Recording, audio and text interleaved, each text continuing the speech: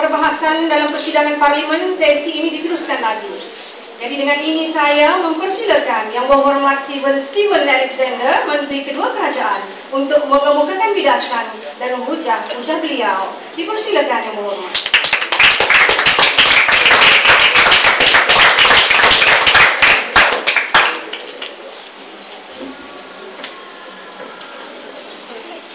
Terima kasih Tuan Yang di-Pertua Dewan, rakan-rakan panel kerajaan, panel pembangkang serta warga persidangan Dewan yang saya muliakan. Salam sejahtera dan selamat bersidang ke semuanya. Tuan Yang di-Pertua Dewan memegang mandat sebagai timbalan yang amat berhormat Perdana Menteri pada hari ini. Saya masih lagi konsisten dengan premis pendirian kerajaan, iaitu pentaksiran berasaskan sekolah pembangkit kepenjadian murid Tuan Yang di-Pertua atas satu rasional PBS transformasi sistem pendidikan negara menjadi lebih baik. Tuan Yang di-Pertua. Sebelum meneruskan kerja-kerja pengujahan, terlebih dahulu perlu untuk saya membidas pembentangan kes Ketua Pembangkang Tuan Yang di-Pertua. Pertama, Tuan Yang di-Pertua, kenapa perlu dipindah pendefinisian yang telah kami berikan, sedangkan pendefinisian ini telah sempurna dan menjadi landasan yang sepatutnya yang perlu diperdebatkan oleh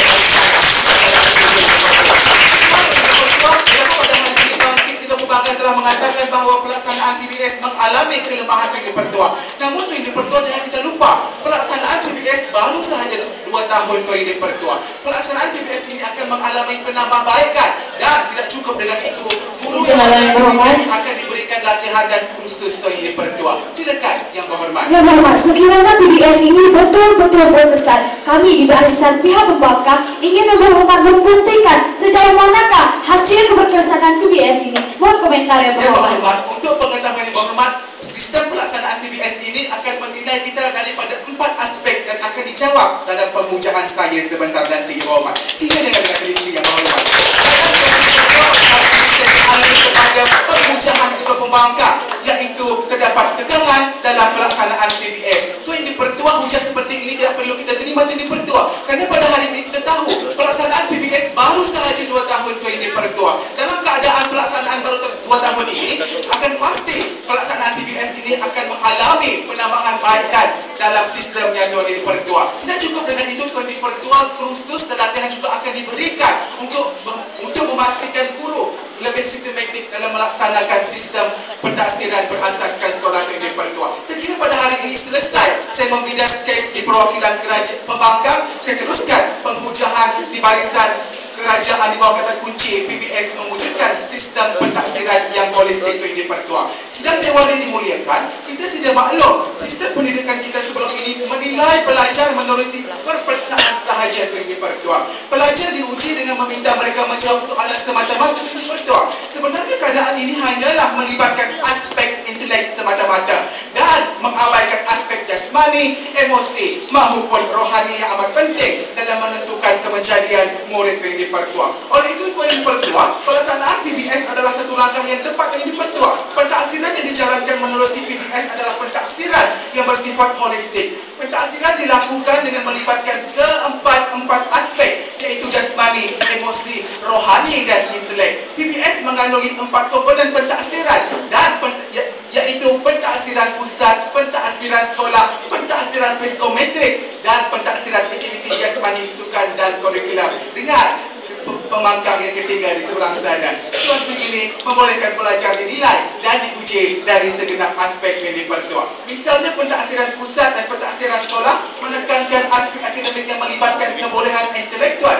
Pentaksiran psikometrik pula mentaksir dari aspek emosi dan rohani, manakala pentaksiran aktiviti jasmani, sukan dan kurikular pula melibatkan aspek jasmani. Oleh kemudian yang di-Pertua, murid tidak lagi semata-mata mementingkan kebolehan intelek, mereka sehingga mengabaikan aspek lain. Murid akan menjadi lebih aktif dalam melibatkan diri dalam pelbagai aktiviti seperti aktiviti sukan dan kurikular. Silakan Yang Berhormat. Yang Berhormat, masalah jurang pencapaian pelajar semakin meluas tidak menepati konsep pendemokrasian pendidikan kerana para pelajar tidak dinilai menggunakan kayu unggul yang standar melalui PBS. Komentar Yang Berhormat. Yang Berhormat, persoalan Yang Berhormat akan dijawab dalam pembuktian barisan kerajaan sebentar nanti. Yang Berhormat, saya teruskan hujah saya yang terkendala sebentar tadi Tuan Yang di-Pertua.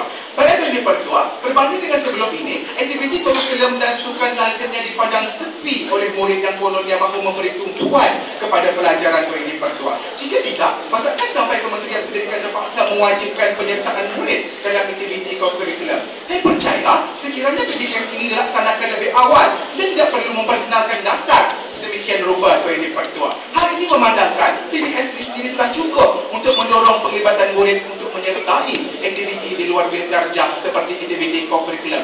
Buktinya Tuan Yang di-Pertua, kita ambil contoh yang berlaku di Hong Kong yang terlebih dahulu melaksanakan PBS daripada kita pada mulai tahun 2000. Menurut Biro Pendidikan Hong Kong, kadar keterlibatan murid dalam aktiviti di luar bilik darjah seperti unit penifuk adalah cemerlang Tuan Yang di-Pertua. Dengan kadar keterlibatan murid sebanyak 96.5%, ironinya di sini, penyertaan murid bukanlah sesuatu yang diwajibkan seperti di Malaysia Tuan Yang di-Pertua. Justru demi membentuk murid yang bukan sahaja bijak inteleknya, pelaksanaan PBS ini merupakan satu kemestian Tuan Yang di-Pertua.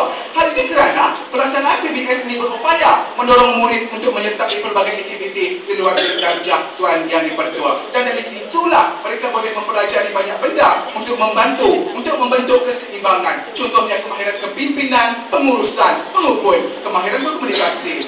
Selesai hujah kedua beralih kepada penghujahan ketiga yang akan melengkapkan kronologi perjuangan di barisan kerajaan pada hari ini berasaskan kata PBS meningkatkan mutu proses pengajaran dan pembelajaran. Warga-warga dimuliakan sekalian, pelaksanaan PBS memberikan autonomi secara langsung kepada guru untuk menilai prestasi murid. Aktiviti pentaksiran dijalankan di bilik darjah ketika atau selepas proses pengajaran dan pembelajaran Tuan Yang di-Pertua.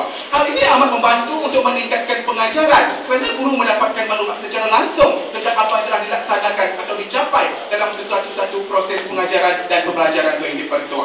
Oleh yang demikian Tuan Yang di-Pertua, guru dapat mengenal pasti murid yang bermasalah untuk dibantu. Semestinya untuk membantu murid yang tidak menguasai pembelajaran, guru perlu memperbagaikan kaedah pengajaran supaya dapat memudahkan pemahaman murid Tuan Yang di-Pertua. Untuk mentaksir pula, guru tidak semestinya menyediakan lembaran kerja bagi setiap pemahaman yang tidak dinilai Tuan Yang di-Pertua.